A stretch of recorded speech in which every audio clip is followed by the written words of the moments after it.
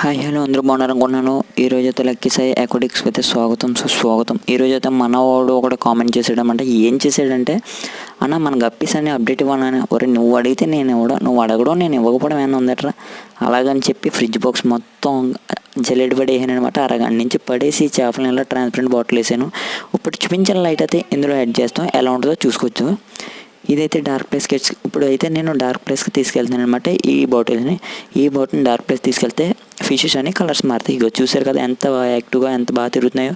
ఈ బాటిల్ ఎలా ఎందుకు వచ్చిందంటే ఆలోచన, ఈ బాటిల్తో నేను చాలా బ్యూటిఫుల్ బాటిల్ కింద తయారు చేస్తాను అనమాట. ఇట్లా ఫ్లవర్స్ వేసి లైట్స్ పెట్టి, అది ఇప్పుడు మా వాడు ఒకటి తయారు చేయమన్నాడు అని చెప్పి ఇందులో వేసాను. ఇప్పుడు ఈ చేపలన్నీ వాటిలో మన పౌండ్లో వదిలేస్తున్నాం.